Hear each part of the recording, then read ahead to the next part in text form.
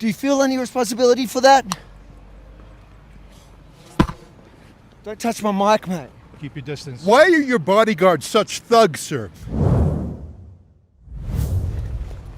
Larry, how are you doing this year in the spirit of dialogue? Can we have a conversation this year? Are you up for a conversation this What year? about the spirit of dialogue, sir? Did you mean it, or was that another lie? Obviously, since last year, you've been, I guess, promoted to the co-chair.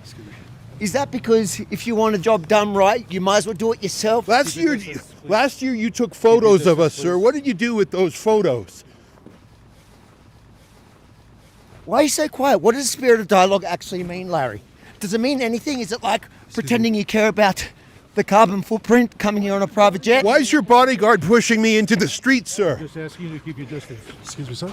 Watch the baby. Why was the would-be assassin of Donald Trump in one of your corporate videos, sir? Isn't that a bit weird?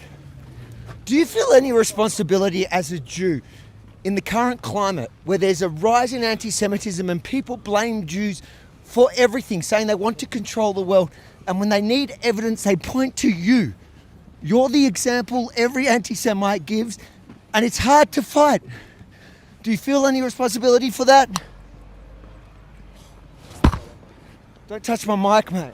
Keep your distance. Why are your bodyguards such thugs, sir? Isn't that the true Larry Fink? You have all this BS about conversations and dialogue, but underneath it, you're a thug. Spirit of dialogue. Spirit of dialogue. This is what it looks like here in Davos. How do you feel about Donald Trump saying you can no longer buy up residential homes and rent them out for profit? Did you talk to him about that? Do you agree with him that you've been predatory in your pricing for residential houses in America? Have you consolidated power Have you consolidated power at WEF now that you're the co-chair? What did you do with Klaus Schwab? What did he do wrong? The spirit of dialogue. This is it. Welcome to Davos 2026. The WEF, the biggest pack of hypocrites, evil hypocrites like Larry Fink, who tell us how we got to live when it comes to your carbon footprint. You got to eat bugs, but old mate here gets to fly in his private jet, and when that one got tired, he's moved on to the spirit of dialogue. Now we got to talk to opposing voices just like this. It means being surrounded by your goons. This year he's not taking photos of us, but just as quiet, no shame. What's your next project, Larry?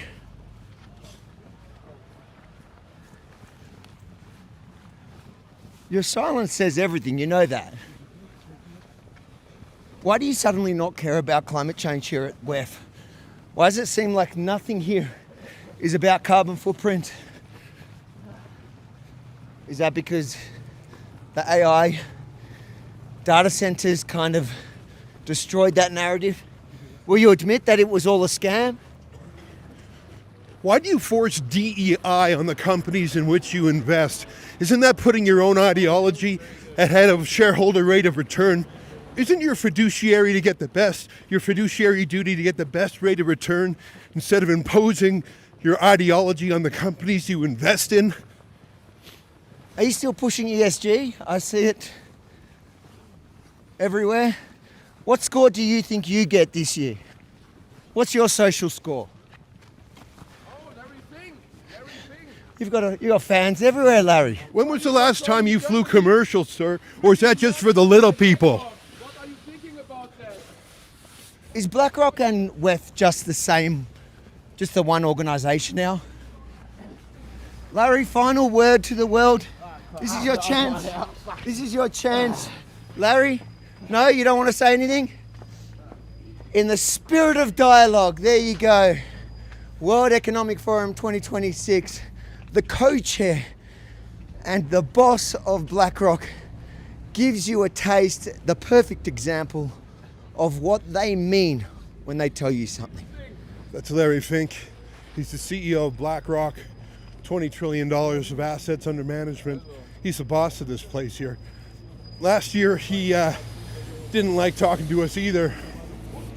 He took out a cell phone and took our pictures in sort of a threatening gesture. This year he managed not to do that, but his bodyguards did a little pushing. He himself, he's learned not to say a word. For Rebel News, I'm Ezra Levant with my colleague, Ava Yamini. Larry Fink talks to journalists every day, but they're always pre-scripted and vetted. I think that only once a year does he talk to journalists he does not control. Help us out by helping us cover our travel fees to get here. Go to wefreports.com, and you can also see all our coverage at that same website. wefreports.com. Guys, we cannot do it without you.